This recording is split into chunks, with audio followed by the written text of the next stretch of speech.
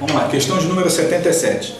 Na fase de execução de uma reclamação trabalhista, as partes se apresentaram ao juiz da causa postulando a homologação de acordo que envolveria 80% do valor que estava sendo executado.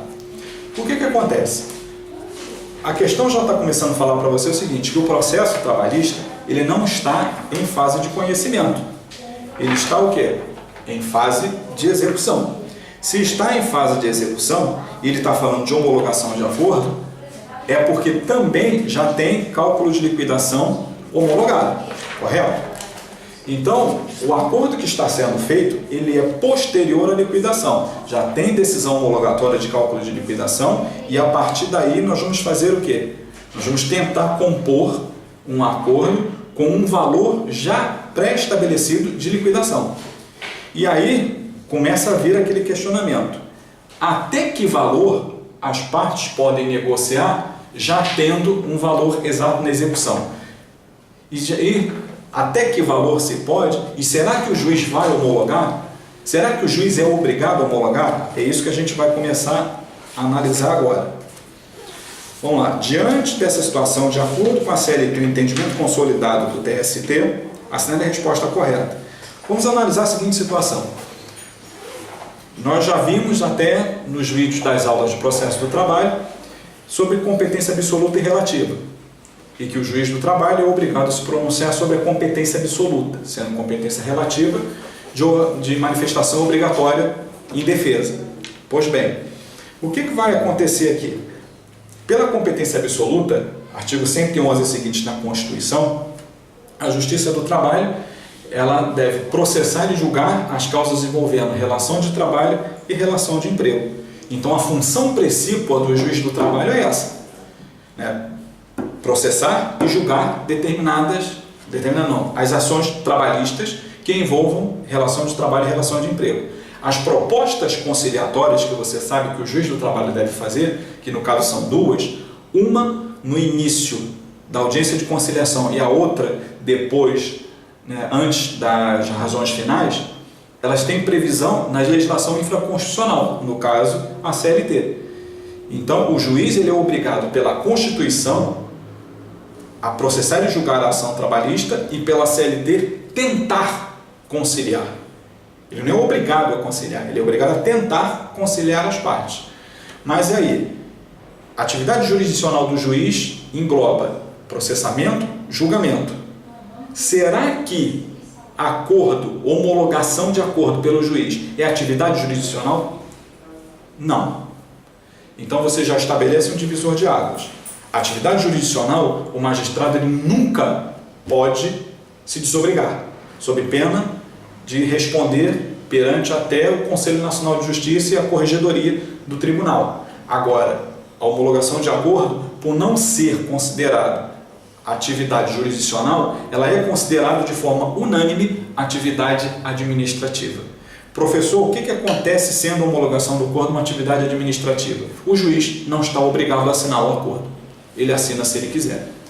Então, o fato das partes chegarem com o termo de acordo para ele, no entendimento dele, vai analisar e se o acordo for prejudicial para o autor da ação, para o exequente, automaticamente ele diz, como você provavelmente já ter visto em muitas audiências trabalhistas: doutor, não homologo por esse valor.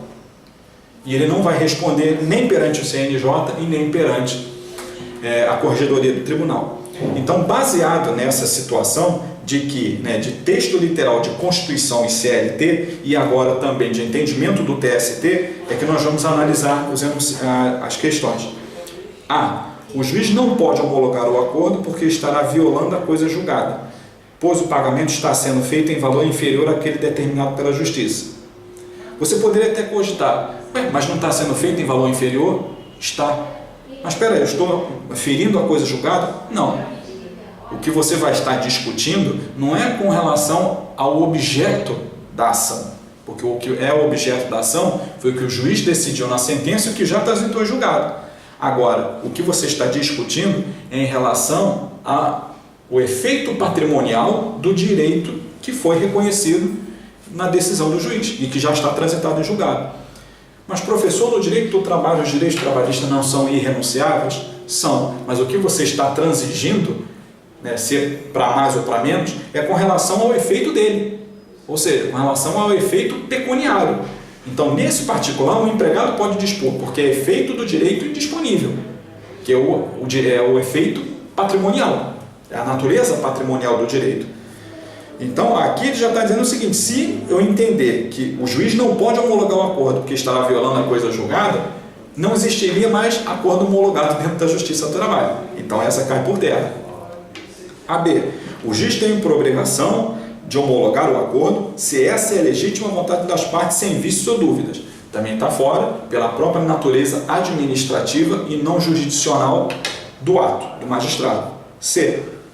O acordo, uma vez homologado, faz coisa julgada material para todos. Cuidado com essa alternativa. Sem exceção, somente podendo ser desconstituído por ação anulatória. Olha como é que a letra C está errada. Primeiro, não faz coisa julgada material. Por quê? Porque se é um ato administrativo, é um ato isolado. O que caracterizaria a coisa julgada material? Você caminhar por todo o processo e esgotar toda a possibilidade recursal. Mas o que aconteceu? O acordo ele faz coisa julgada formal. Por quê? Porque não teve multiplicidade de recursos. O que teve é um ato de conciliação, podendo ser desconstituído por ação anulatória, que no caso não seria ação anulatória se fosse o caso, seria ação rescisória. Então também a alternativa C está errada. E a última, é possível a homologação do acordo que pode ser realizado a qualquer momento. Claro, a tentativa de conciliatória ela não se exaure num único momento, você pode tentar fazer em qualquer momento processual, qualquer fase do processo, mas ficará a critério do juiz fazendo à luz do caso concreto. É isso aí, resposta correta, letra D.